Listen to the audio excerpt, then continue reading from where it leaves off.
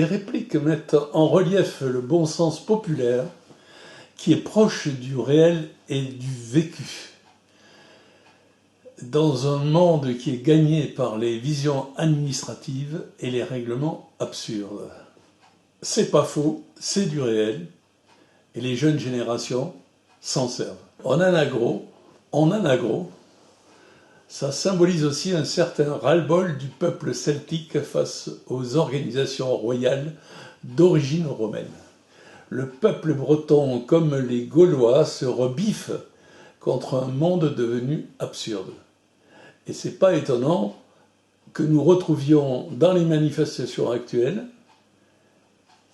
des slogans en anagro.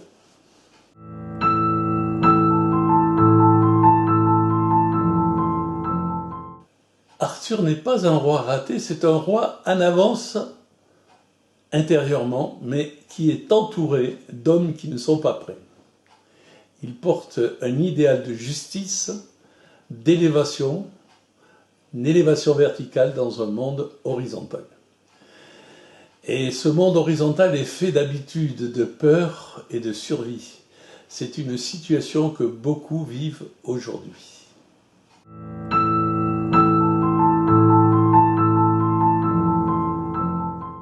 Par rapport au héros de Campbell, Campbell c'était un mythologue américain qui est mort en 1987.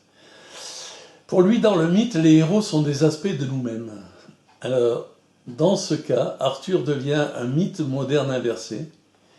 En effet, si on suit Jung, la table ronde, qui pour Jung est un mandala jungien collectif échoué, est la preuve que la table n'est ronde que symboliquement parce qu'en réalité, les chevaliers font un sabotage permanent.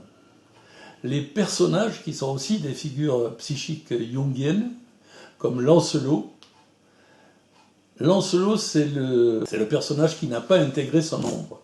Et comme le dit Jung, quand on n'intègre pas son ombre, c'est-à-dire qu'on n'accepte pas ses propres défauts et qu'on trouve ces mêmes défauts chez les autres, on ne peut pas réussir son individuation, c'est-à-dire sa possibilité de devenir un adulte sans traces psychiques et psychiatriques. Guenièvre, c'est le féminin qui n'est pas reconnu, et Léo Dagan, c'est le symbole de la force brute totalitaire. Tous les personnages de Kaamelott sont décentrés.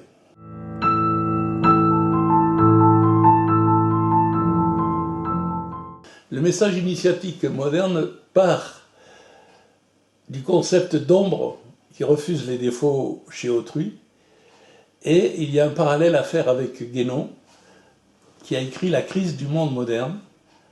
Pour Guénon, c'est le rationnel qui domine le spirituel. Guénon a écrit La quantité ou le signe des temps. Et la quantité ou le signe des temps, c'est le Mercosur. Contre la quantité des productions d'Amérique du Sud, les paysans